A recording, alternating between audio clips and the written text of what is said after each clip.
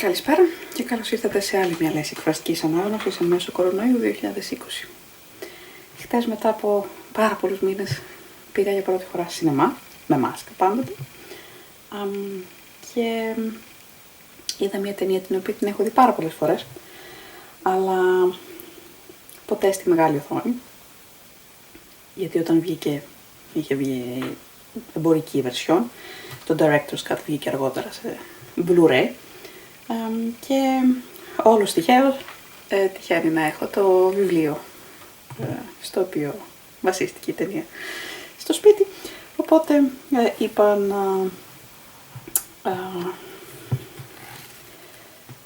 να μοιραστώ μαζί σας την χαρά του άρχοντα των δακτυλιδιών. The Fellowship of the Ring. Chapter 1. A long-expected party. When Mr. Bilbo Baggins of Bag End announced that he would shortly be celebrating his 111st birthday with a party of special magnificence, there was much talk and excitement in Hobbiton. Bilbo was very rich and very peculiar, and had been the wonder of the Shire for 60 years, ever since his remarkable disappearance and unexpected return. The riches he had brought back from his travels had now become a local legend, and it was popularly believed, whatever the old folk might say, that the hill at Bag End was full of tunnels stuffed with treasure.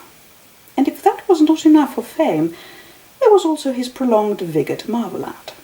Time wore on, but it seemed to have little effect on Mr. Baggins. At 90 he was much the same as at 50. At 99 they began to call him well preserved, but unchanged would have been nearer the mark.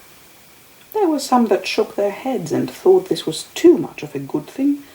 It seemed unfair that anyone should possess, apparently, perpetual youth as well as reputedly inexhaustible wealth.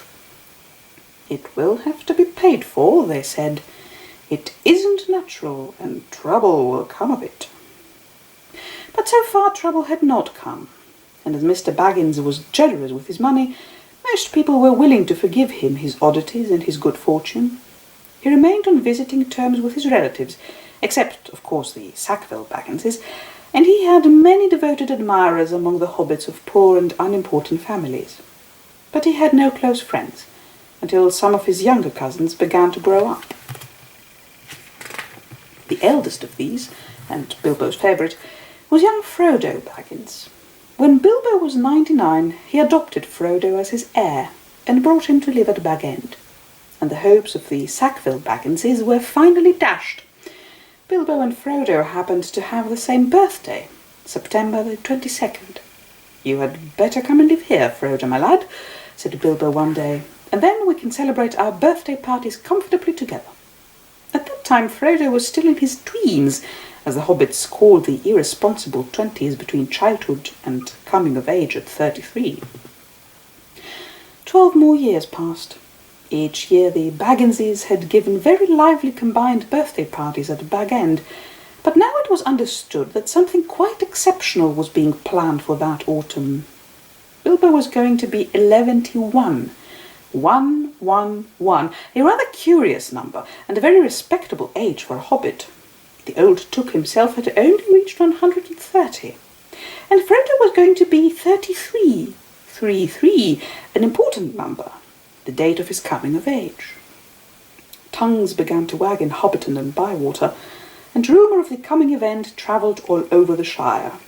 The history and character of Mr. Bilbo Baggins became once again the chief topic of conversation, and the older folk suddenly found their reminiscences in welcome demand. No one had a more attentive audience than old Ham Gamgee, commonly known as the Gaffer. He held forth at the Ivy Bush, a small inn on the Bywater Road, and he spoke with some authority, for he had tended the garden at Bag End for 40 years, and had helped old Holman in the same job before that. Now that he was himself growing old and stiff in the joints, the job was mainly carried on by his youngest son, Sam Gamgee. Both father and son were on very friendly terms with Bilbo and Frodo. They lived on the hill itself, in number 3 Buckshot Row, just below Bag End. A very nice, well-spoken, gentle hobbit is Mr. Bilbo, as I have always said, the Gaffer declared, with perfect truth, for Bilbo was very polite to him, calling him Master Humfast, and consulting him constantly upon the growing of vegetables. In the matter of fruits, especially potatoes, the Gaffer was recognised as the leading authority by all in the neighbourhood, including himself. "But what about this Frodo that lives with him?" asked old Noakes of Bywater. "Baggins is his name, but he's more than half Brundibug, they say. It beats me why any Baggins of Hobbiton should go looking for a wife away there in Buckland, where folks are so queer." "And no wonder they're queer," put in Daddy Twofoot, the Gaffer's next-door neighbour, "if they live on the wrong side of the Brandywine River, and right again the old forest. That's a dark, bad place, if half the tales be true." "Right, Dad," said the Gaffer. "Not that the Brandybucks of Buckland live in the old forest, but they're a queer breed, seemingly. They fool about with boats on that big river, and that isn't natural. Small wonder that trouble came of it, I say. But be that as it may, Mr. Frodo is as nice a young hobbit as you could wish to meet, very much like Mr. Bilbo, and in more than looks. After all, his father was a Baggins. A decent, respectable hobbit was Mr. Drogo Baggins. There was never much to tell of him, till he was drowned." "Drowned?" said several voices. They had heard this and other darker rumours before, of course, but hobbits have a passion for family history, and they were ready to hear it again. "Well, so they say," said the Gaffer.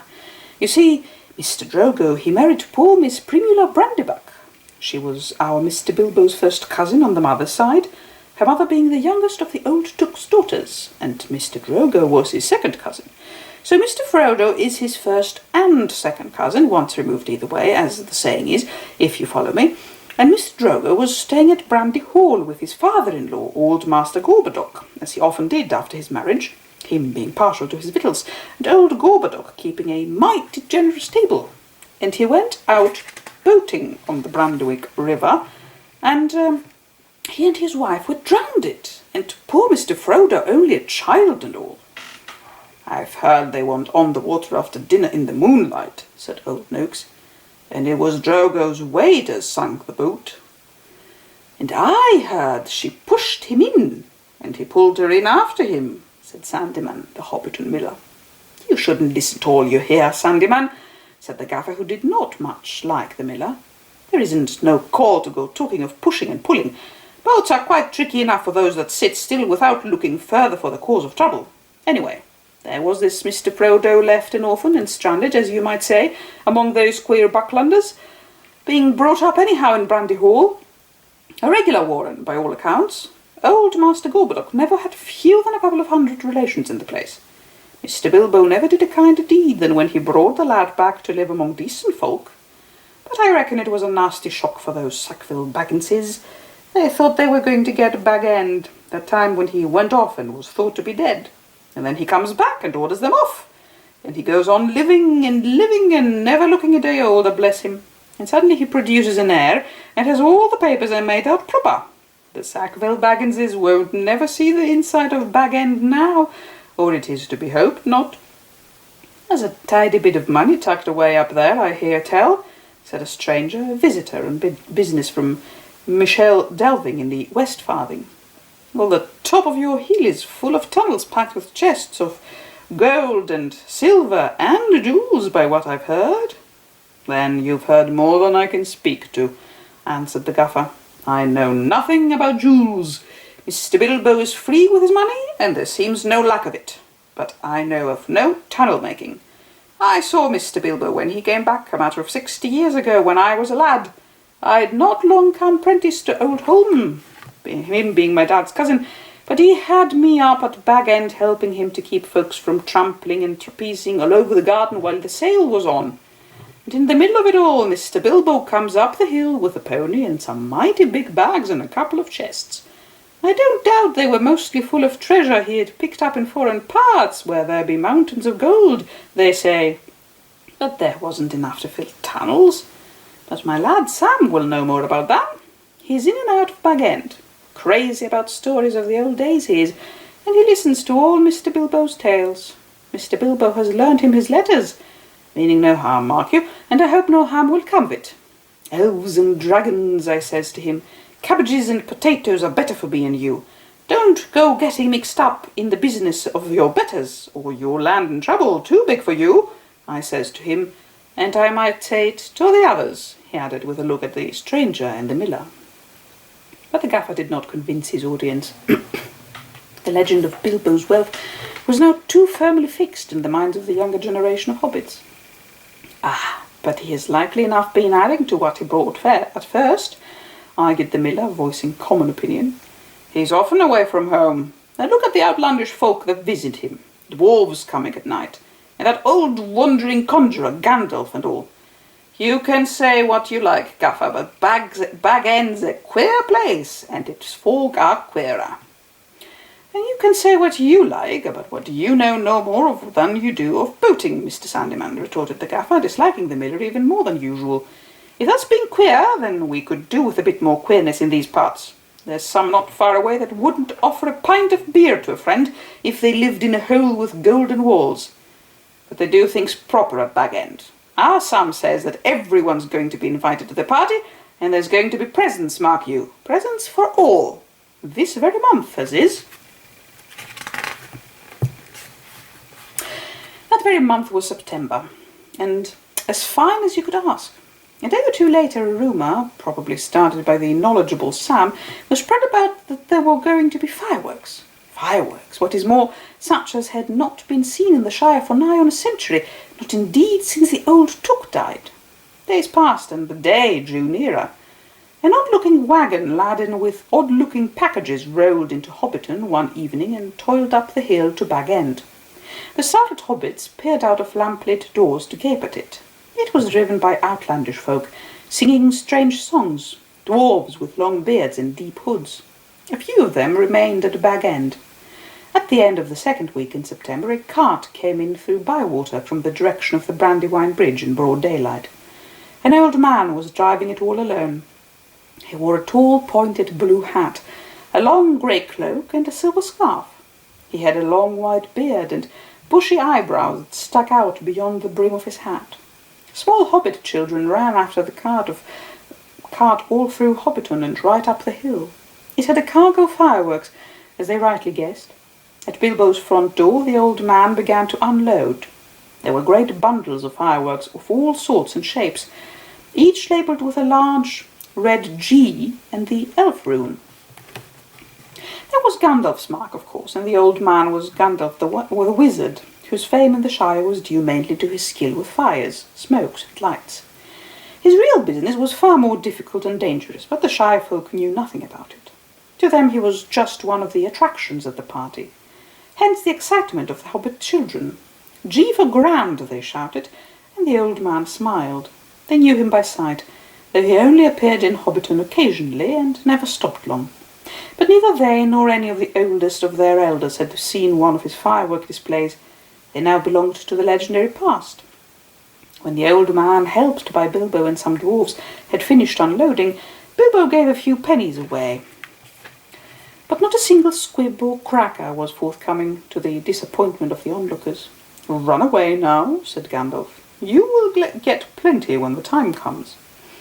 Then he disappeared inside with Bilbo, and the door was shut. The young hobbits stared at the door in vain for a while, and then made off, feeling that the day of the party would never come. Inside Bag End, Bilbo and Gandalf were sitting at the open window of a small room looking out west onto the garden. The late afternoon was bright and peaceful. The flowers glowed red and golden. Snapdragons and sunflowers and nasturtiums trailing all over the turf walls and peeping in at the round windows. "How bright your garden looks," said Gandalf. "Yes," said Bilbo. "I am very fond indeed of it, and of all the dear old Shire. But I think I need a holiday." "You mean to go on with your plan, then?" "I do. I made up my mind months ago, and I haven't changed it." "Very well. It is no good saying any more. Stick to your plan, your whole plan, mind, and I hope it will turn out for the best, for you and for all of us." "I hope so, Anyway, I mean to enjoy myself on Thursday and have my little joke. Who will laugh, I wonder? Said Gandalf, shaking his head. We shall see, said Bilbo. The next day more carts rolled up the hill, and still more carts. There might have been some grumbling about dealing locally, but that very week orders began to pour out of Bag End for every kind of provision, commodity, or luxury that could be obtained in Hobbiton or Bywater, or anywhere in the neighbourhood. People became enthusiastic, and they began to tick off the days on the calendar, and they watched eagerly for the postman, hoping for invitations. Before long, the invitations began pouring out, and the Hobbiton post office was blocked, and the Bywater post office was snowed under, and voluntary assistant postmen were called for. There was a constant stream of them going up the hill, carrying hundreds of polite variations on "Thank you, I shall certainly come." A notice appeared on the gate at Bag End: no admittance except on party business. Even those who had or pretended to have party business were seldom allowed inside. Bilbo was busy, writing invitations, ticking off answers, packing up presents and making some private preparations of his own. From the time of Gandalf's arrival he remained hidden from view. One morning the hobbits woke to find the large field south of Bilbo's front door covered with ropes and poles for tents and pavilions. A special entrance was cut into the bank leading to the road, and wide steps and a large white gate were built there. The 3 hobbit families of Backshot Row, adjoining the field, were intensely interested and generally envied. Old Gaffer Gamgee stopped even pretending to work in his garden. The tents began to go up. There was a specially large pavilion, so big that the tree that grew in the field was right inside it, and stood proudly near one end, at the head of the chief table. Lanterns were hung on all its branches. More promising still, to the hobbit's mind, and an almost open-air kitchen was erected in the north corner of the field. A draught of cooks from every inn and eating-house for miles around arrived to supplement the dwarves and other odd folk that were quartered at Bag End. Excitement rose to its height. Then the weather clouded over. That was on Wednesday, the eve of the party. Anxiety was intense. Then Thursday, September the 22nd, actually dawned. The sun got up. The clouds vanished. Flags were unfurled, and the fun began. Bilbo Baggins called it a party, but it was really a variety of entertainments rolled into one. Practically everybody living near was invited. Very few were overlooked by accident, but as they turned up all the same, that did not matter. Many people from other parts of the Shire were also asked, and there were even a few from outside the borders. Bilbo met the guests and additions at the new White Gate in person. He gave away presents to all and sundry. The latter were those who went out again by a back way and came in again by the gate. Hobbits give presents to other people on their own birthdays, not very expensive ones, as a rule, and not so lavishly as on this occasion. But it was not a bad system. Actually, in Hobbiton and Bywater, every day in the year it was somebody's birthday, so that every hobbit in those parts had a fair chance of at least one present at least once a week. But they never got tired of them. This occasion the presents were unusually good. The hobbit children were so excited that for a while they almost forgot about eating. They were toys the like of which they had never seen before, all beautiful and some obviously magical. Many of them had indeed been ordered a year before, and had come all the way from the mountain and from Dale, and were of real dwarf make. When every guest had been welcomed and was finally inside the gate, there were songs, dances, music, games, and, of course, food and drink. There were 3 official meals: lunch, tea, and dinner, or supper. But lunch and tea were marked chiefly by the fact that at those times all the guests were sitting down and eating together. At other times they were merely lots of people eating and drinking, continuously from 11:00 until 6:30, when the fireworks started. The fireworks were by Gandalf. They were not only brought by him, but designed and made by him, and the special effects, set pieces, and flights of rockets were let off by him. But there was also a generous distribution of squibs, crackers, bacca-rappers, sparklers, torches, dwarf candles, elf fountains, gobbling barkers, and thunderclaps. They were all superb. The art of Gandalf improved with age. There were rockets like a flight of scintillating birds singing with sweet voices. There were green trees with trunks of dark smoke. Their leaves opened like a whole spring unfolding in a moment, and their shining branches dropped glowing flowers down upon the astonished hobbits, disappearing with a sweet scent just before they touched their upturned faces. There were fountains of butterflies that flew glittering into the trees. There were pillars of coloured fires that rose and turned into eagles or sailing ships or a phalanx of flying swans. There was a red thunderstorm and a shower of yellow rain. There was a forest of silver spears that sprang suddenly into the air with a yell like an embattled army, and came down again into the water with a hiss like 100 hot snakes.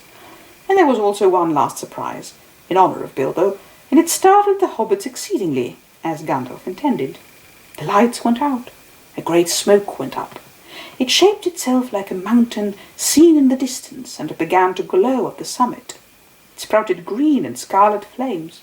Out flew a red golden dragon, not life-size, but terribly lifelike. Fire came from his jaws, his eyes glared down. There was a roar, and he whizzed 3 times over the heads of the crowd. They all ducked, and many fell flat on their faces.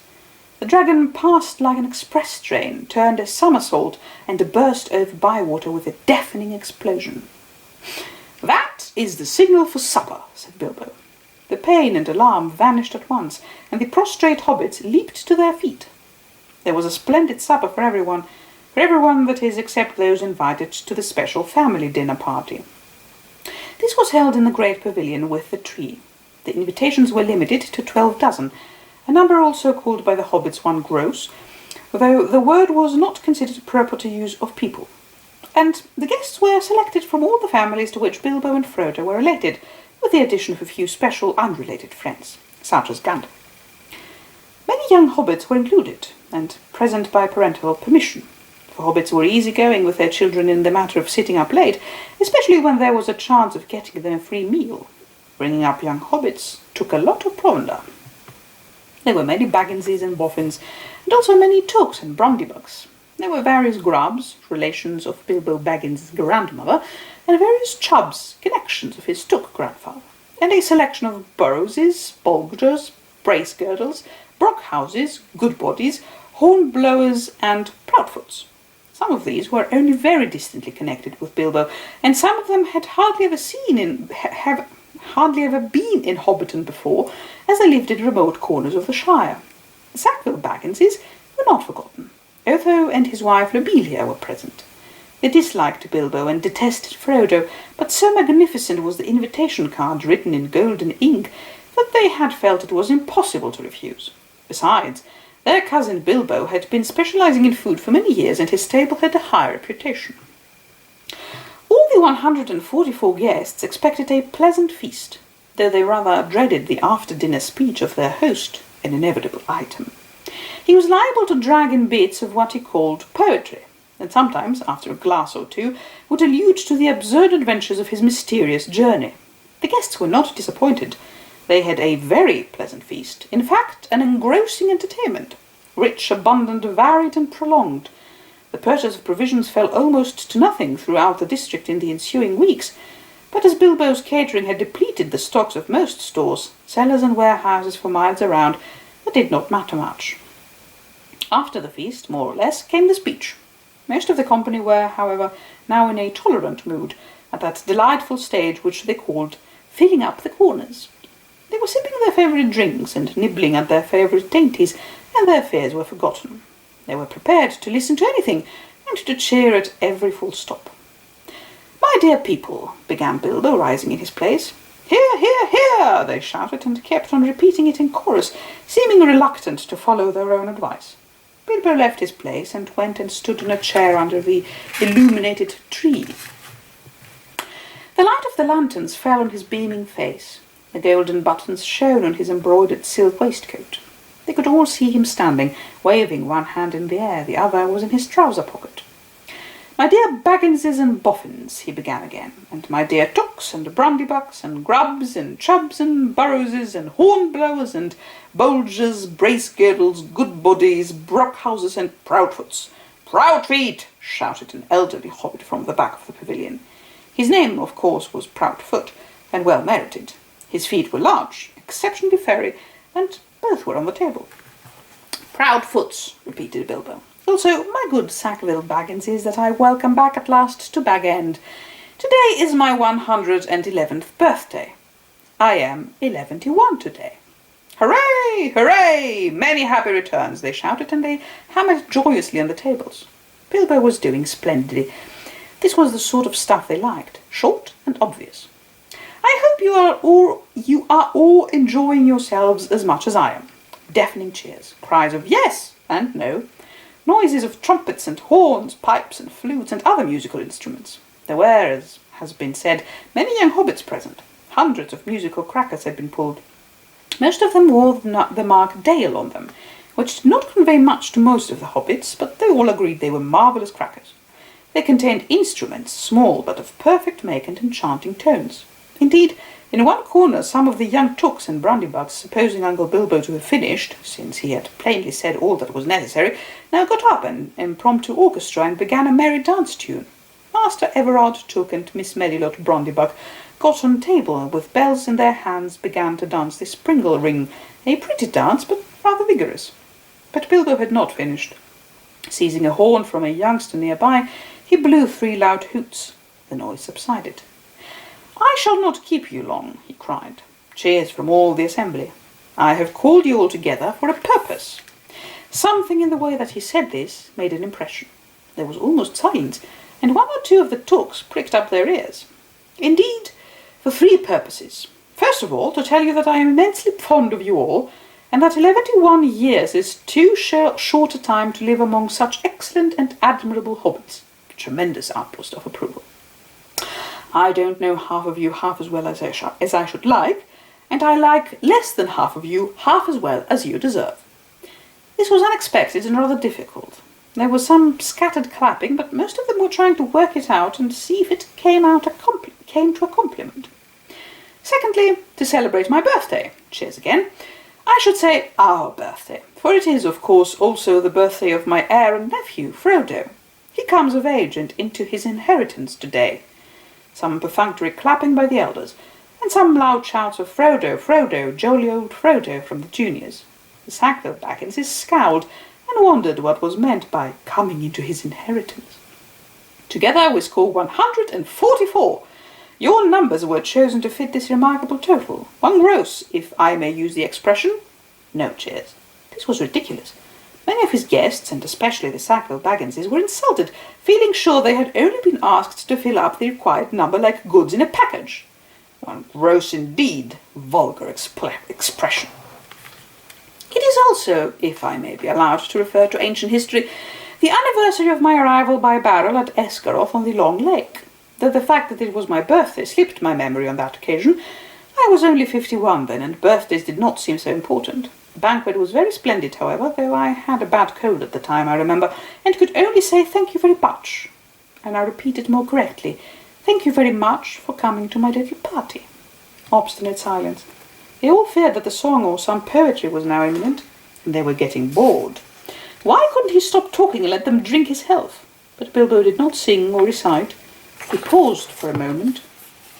Thirdly, and finally, he said, "I wish to make an announcement."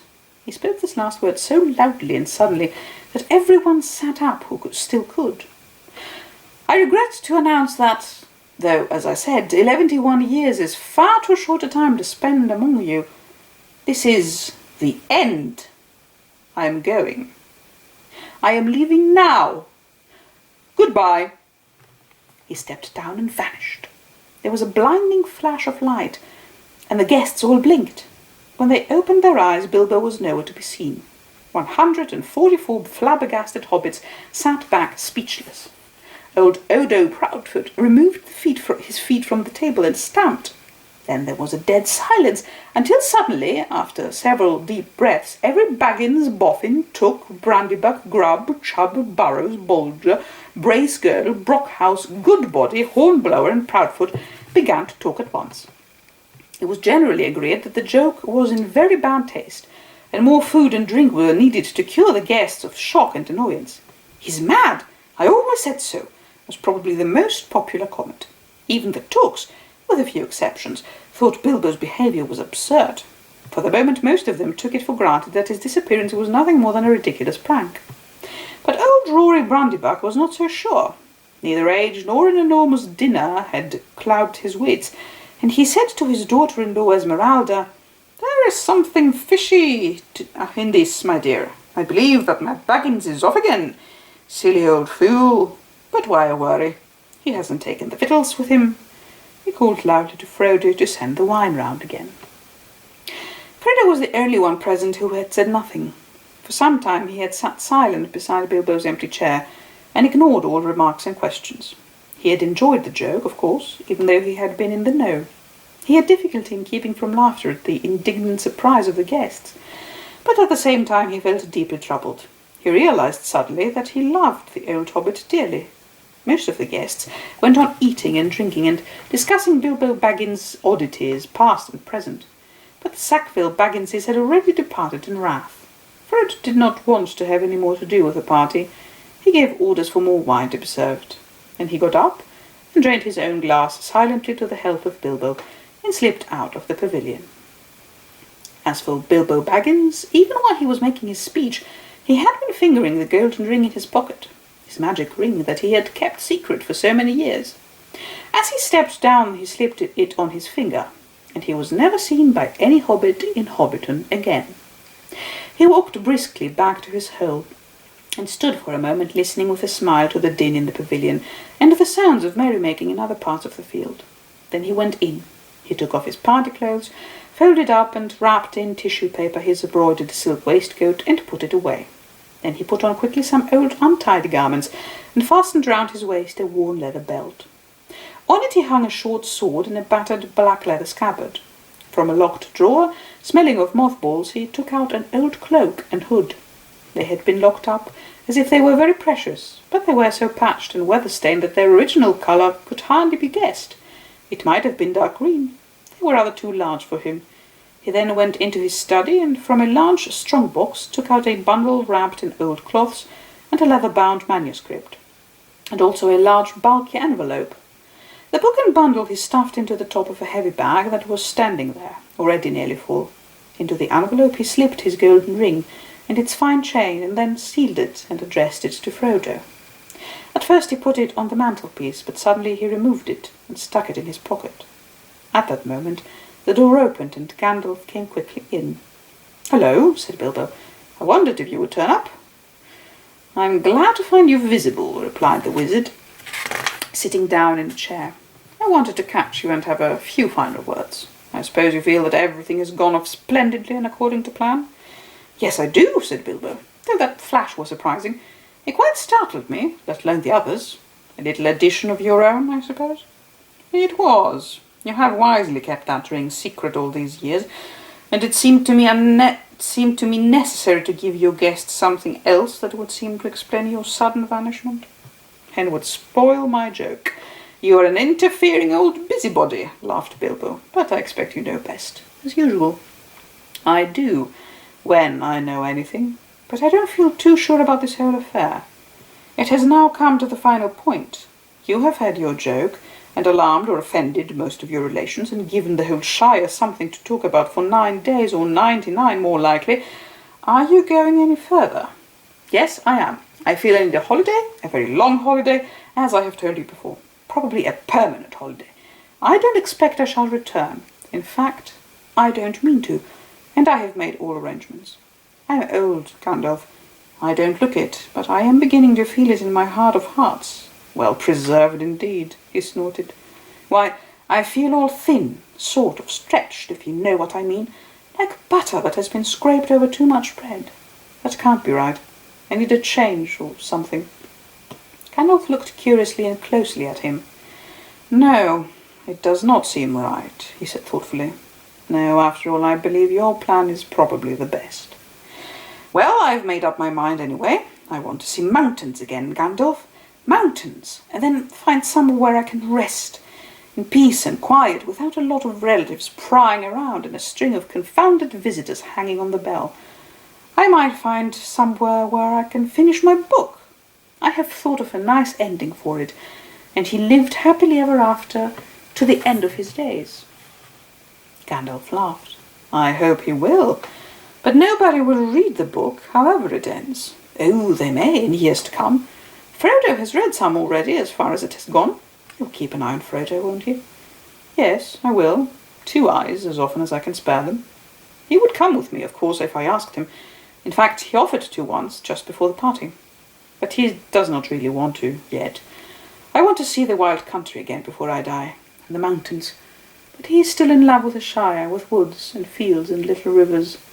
He ought to be comfortable here. I am leaving everything to him, of course, except a few oddments. I hope he will be happy when he gets used to being on his own. It's time he was his own master now. Everything? Said Gandalf. The ring as well? You agreed to that, you remember? Well, yes, I suppose so, stammered Bilbo. Where is it? In an envelope, if you must know, said Bilbo impatiently. There, on the mantelpiece. Well, no. Here it is, in my pocket. He hesitated. Isn't that odd now? He said softly to himself. Yet after all, why not? Why shouldn't it stay here? Why shouldn't it stay there? Gandalf looked again very hard at Bilbo, and there was a gleam in his eyes. I think, Bilbo, he said quietly, I should leave it behind. Don't you want to? Well, yes, and no. Now it comes to it, I don't like parting with it at all, I may say, and I don't really see why I should. Why do you want me to? He asked, and a curious change came over his voice. It was sharp with suspicion and annoyance. You're always battering me about my ring, but you have never bothered me about the other things that I got on my journey. No, but I had to badger you, said Gandalf. I wanted the truth. It was important. Magic rings are, well, magical, and they are rare and curious. I was professionally interested in your ring, you may say, and I still am. I should like to know where it is if you go wandering again. Also, I think you have had it quite long enough. You won't need it any more, Bilbo, unless I'm quite mistaken. Bilbo flushed, and there was an angry light in his eyes. His kindly face grew hard. Why not? He cried. And what business is it of yours anyway to know what I do with my own things? It is my own. I found it. It came to me. Yes, yes, said Gandalf. But there is no need to get angry. If I am, it is your fault, said Bilbo. It is mine, I tell you. My own. My precious. Yes, my precious. The wizard's face remained grave and attentive, and only a flicker in his deep eyes showed that he was startled and indeed alarmed. It has been called that before, he said, but not by you. But I say it now, and why not? Even if Gollum said the same once, it's not his now, but mine, and I shall keep it, I say. Gandalf stood up. He spoke sternly. You will be a fool if you do, Bilbo, he said. You make that clearer with every word you say. It has got far too much hold on you. Let it go, and then you can go yourself and be free. I'll do as I choose and go as I please, said Bilbo obstinately. Now, my dear Hobbit, said Gandalf. All your long life we have been friends, and you owe me something. Come, do as you promised. Give it up. Well, if you want my ring yourself, say so, cried Bilbo. But you won't get it. I won't give my precious away, I tell you. His hand straight to the hilt of his small sword. Gandalf's eyes flashed. It will be my turn to get angry soon, he said. If you say that again, I shall. Then you will see Gandalf the Grey uncloaked. He took a step towards the hobbit, and he seemed to grow tall and menacing. His shadow filled the little room. Bilbo backed away to the wall, breathing hard, his hand clutching at his pocket. They stood for a while, facing one another, and the air of the room tingled. Gandalf's eyes remained bent on the hobbit. Slowly his hands relaxed, and he began to tremble. I don't know what has come over you, Gandalf, he said. You have never been like this before. What is it all about? It is mine, isn't it? I found it, and Gollum would have killed me if I hadn't kept it. I'm not a thief, whatever he said. I have never called you one, Gandalf answered, and I am not one either. I am not trying to rob you, but to help you. I wish you would trust me as you used. He turned away, and the shadow passed. He seemed to dwindle again to an old grey man, bent and troubled. Bilbo drew his hand over his eyes. I am sorry, he said, but I felt so queer. Indeed, it would be relief in a way not to be bothered with it any more. It has been so growing on my mind lately. Sometimes I have felt it was like an eye looking at me. And I'm always wanting to put it on and disappear, don't you know? Or wondering if it is safe and pulling it out to make sure. I tried locking it up, but I found I couldn't rest without it in my pocket. I don't know why, but I don't seem able to make up my mind. Then trust mine, said Gandalf. It is quite made up. Go away and leave it behind. Stop possessing it. Give it to Frodo, and I will look after him. Bilbo stood for a moment tense and undecided. Presently he sighed. All right, he said with an effort. I will. Then he shrugged his shoulders and smiled rather ruefully. After all, that's what this party business was all about, really. To give away lots of birthday presents and somehow make it easier to give it away at the same time. It hasn't made it any easier in the end, but it would be a pity to waste all my preparations. It would quite spoil the joke. Indeed, it would take away the only point I ever saw in the affair, said Gandalf. Very well, said Bilbo. It goes to Frodo with all the rest. He drew a deep breath. But now I really must be starting, or somebody else will catch me. I have said goodbye, and I couldn't bear to do it all over again. He picked up his bag and moved to the door. You have still got the ring in your pocket, said the wizard. Well, so I have, cried Bilbo. And my will and all the other documents too. You had better take it and deliver it for me. That will be safest. No, don't give the ring to me, said Gandalf. Put it on the mantelpiece. It will be safe enough there till Frodo comes. I shall wait for him. Bilbo took out the envelope, but just as he was about to set it by the clock, his hand jerked back, and the packet fell on the floor. Before he could pick it up, the wizard stooped and seized it and set it in its place. A spasm of anger passed swiftly over the hobbit's face again. Suddenly it gave way to a look of relief and a laugh. Well, that's that, he said. Now I'm off. They went out into the hall. Bilbo chose his favourite stick from the stand. Then he whistled. 3 dwarfs came out of different rooms where they had been busy. Is everything ready? Asked Bilbo. Everything packed and labelled? Everything, they answered. Well, let's start then. He stepped out of the front door. It was a fine night, and the black sky was dotted with stars. He looked up, sniffing the air. What fun! What fun to be off again, off on the road with dwarves. This is what I have really been longing for years. Goodbye, he said, looking at his old home and bowing to the door. Goodbye, Gandalf. Goodbye for the present, Bilbo. Take care of yourself. You are old enough, and perhaps wise enough. Take care. I don't care. Don't you worry about me. I am as happy now as I have ever been, and that is saying a great deal. But the time has come. I am being swept off my feet at last, he added, and then in a low voice, as if to himself, he sang softly in the dark. The road goes ever on and on, down from the door where it began. Now far ahead the road has gone, and I must follow if I can, pursuing it with eager feet, until it joins some larger way, where many paths and errands meet, and whither then I cannot say. He paused, silent for a moment. Then, without another word, he turned away from the lights and voices in the fields and tents, and followed by his 3 companions, went round into his garden, and trotted down the long sloping path. He jumped over a low place in the hedge at the bottom, and took to the meadows, passing into the night like a rustle of wind in the grass. Gandalf remained for a while, staring after him into the darkness. Goodbye, my dear Bilbo, until our next meeting, he said softly, and went back indoors. Frodo came in soon afterwards, and found him sitting in the dark, deep in thought. Has he gone? He asked. Yes, answered Gandalf. He has gone at last. I hoped until this evening that it was only a joke, said Frodo, but I knew in my heart that he really meant to go. He always used to joke about serious things. I wish I had come back sooner, just to see him off.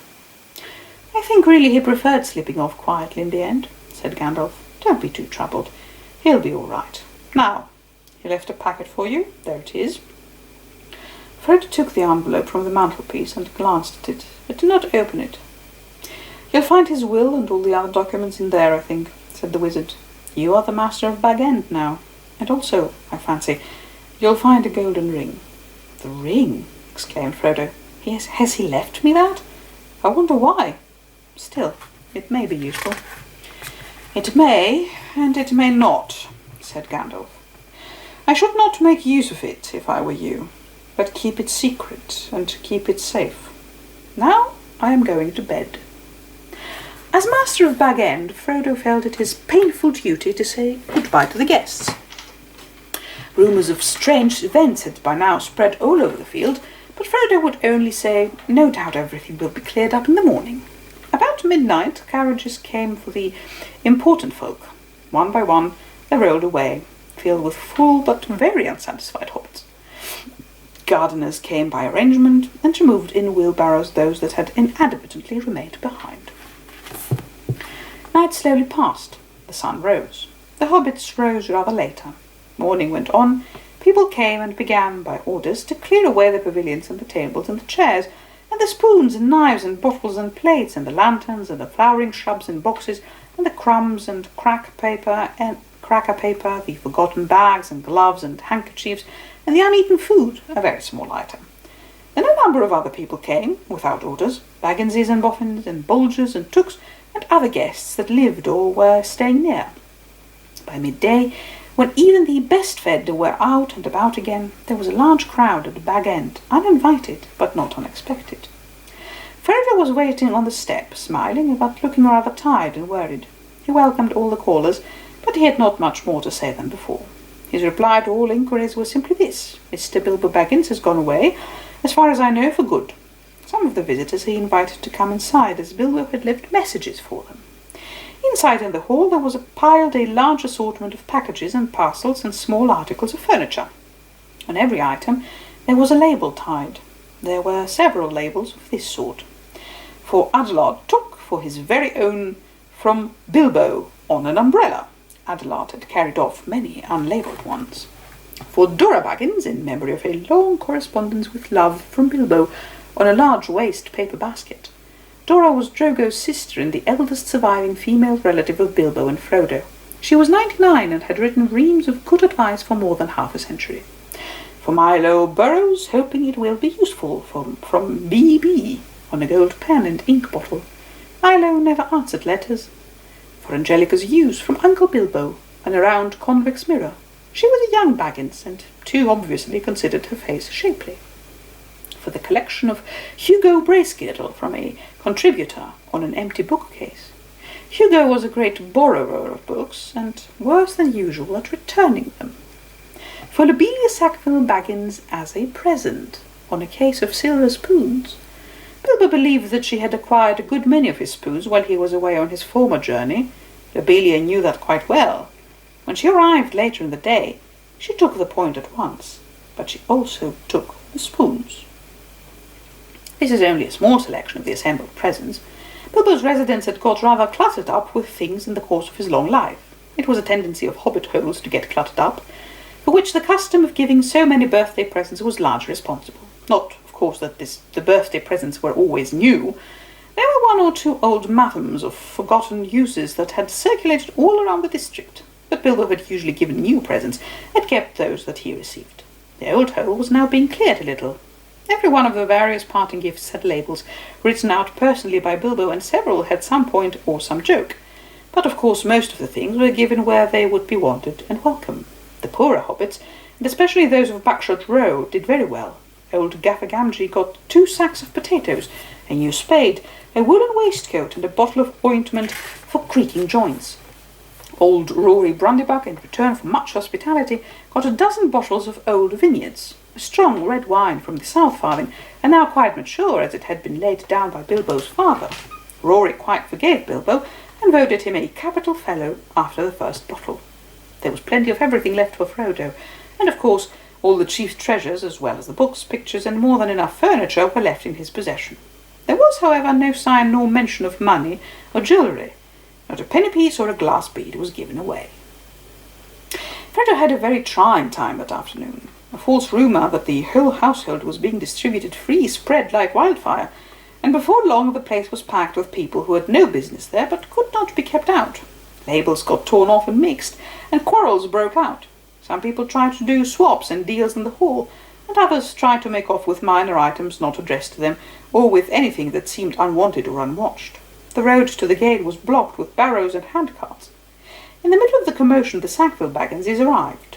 Frodo had retired for a while and left his friend Merry Brundybuck to keep an eye on things. When Otho loudly demanded to see Frodo, Merry bowed politely. "He's indisposed," he said. "He's resting." "Hiding, you mean," said Lobelia. "Anyway, we want to see him and we mean to see him. Just go and tell him so." Merry left them a long while in the hall, and they had time to discover their parting gift of spoons. It did not improve their tempers. Eventually they were shown into the study. Frodo was sitting at a table with a lot of papers in front of him. He looked indisposed, to see Sackville Bagginses at any rate, and he stood up, fidgeting with something in his pocket. But he spoke quite politely. The Sackville Bagginses were rather offensive. They began by offering him bad bargain prices, as between friends, for various valuable and unlabelled things. When Frodo replied that only the things specially directed by Bilbo were being given away, they said the whole affair was very fishy.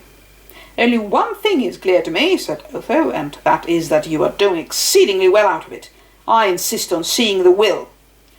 Otho would have been Bilbo's heir but for the adoption of Frodo. He read the will carefully and snorted. It was, unfortunately, very clear and correct, according to the legal customs of hobbits, which demand, among other things, 7 signatures of witnesses in red ink. "Foiled again," he said to his wife, "and after waiting 60 years. Spoons? Fiddlesticks!" He snapped his finger under Frodo's nose and stumped off. But Lobelia was not so easily got rid of. A little later, Frodo came out of the study to see how things were going on, and found her still about the place, investigating nooks and corners and tapping the floors. He escorted her firmly off the premises after he had relieved her of several small, but rather valuable, articles that had somehow fallen inside her umbrella. Her face looked as if she was in the throes of thinking out a really crushing parting remark, but all she found to say, turning round on the step, was, "You will live to regret it, young fellow. Why didn't you go too? You don't belong here. You're no Baggins, you're a Brandybuck." "Did you hear that, Mary? That was an insult, if you like," said Frodo as he shut the door on her. "It was a compliment," said Merry Brundybuck, "and so, of course, not true." Then they went round the hole and evicted 3 young hobbits, 2 boffins and a bolger, who were knocking holes in the walls of one of the cellars. Frodo also had a tussle with young Sancho Proudfoot, old Odo Proudfoot's grandson, who had begun an excavation in the larger pantry where he thought there was an echo. The legend of Bilbo's gold excited both curiosity and hope. For legendary gold, mysteriously obtained, if not positively ill-gotten, is, as everyone knows, anyone's for the finding, unless the search is interrupted. When he had overcome Sancho and pushed him out, Frodo collapsed in a chair in the hall. "It's time to close the shop," Merry said. "Lock the door, and don't open it to anyone today, not even if they bring a battering ram." Then he went to revive himself with a belated cup of tea. He had hardly sat down when there came a soft knock at the front door. Lobelia again, most likely, he thought. She must have thought of something really nasty and have come back again to say it. It can wait. He went on with his tea. The knock was repeated, much louder, but he took no notice. Suddenly the wizard's head appeared at the window. "If you don't let me in, Frodo, I shall blow your door right down your hole and out through the hill," he said. "My dear Gandalf, half a minute," cried Frodo, running out of the room to the door. Come in. I thought it was Lobelia." "Then I forgive you. But I saw her some time ago driving a pony trap towards Bywater with a face that would have curled new milk." "She had already nearly curled me. Honestly, I nearly tried on Bilbo's ring. I longed to disappear." "Don't do that," said Gandalf, sitting down. "Do be careful of that ring, Frodo. In fact, it is partly about that I have come to say a last word." "But what about it?" "What do you know already?" "Only what Bilbo told me. I have heard his story. How he found it and how he used it on his journey, I mean." "Which story, I wonder?" said Gandalf. "Oh, not what he told the dwarfs and put in his book," said Frodo. "He told me the true story soon after I came to live here. He said you had pestered him till he told you, so I had better know too. No secrets between us, Frodo," he said, "but they are not to go any further. It's mine, anyway." "That's interesting," said Gandalf. "Well, what did you think of it all?" "If you mean inventing all that about a present, well, I thought the true story much more likely, and I couldn't see the point of altering it at all. It was very unlike Bilbo to do so anyway, and I thought it rather odd." "So did I. But odd things may happen to people that have such treasures, if they use them. Let it be a warning to you to be very careful with it. It may have other powers than just making you vanish when you wish to." "I don't understand," said Frodo. "Neither do I," answered the wizard. "I have merely begun to wonder about the ring, especially since last night. No need to worry, but if you take my advice you will use it very seldom or not at all. At least I beg you not to use it in any way that will cause talk or rouse suspicion. I say again, keep it safe and keep it secret. You are very mysterious. What are you afraid of?" "I am not certain, so I will say no more. I may be able to tell you something when I come back. I am going off at once, so this is goodbye for the present." He got up. "At once?" cried Frodo. "Why, I thought you were staying on for at least a week. I was looking forward to your help." "I did mean to, but I have had to change my mind.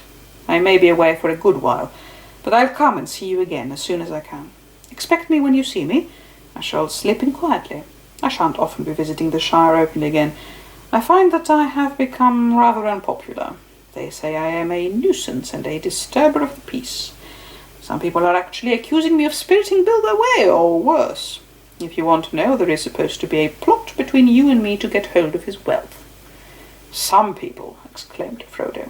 "You mean L.E.A and L.E.A? How abominable! I would give them Bag End and everything else if I could get Bilbo back and go off tramping in the country with him. I love the Shire, but I begin to wish somehow that I had gone too. I wonder if I shall ever see him again." "So do I," said Gandalf, "and I wonder many other things. Goodbye now. Take care of yourself. Look out for me, especially at unlikely times. Goodbye."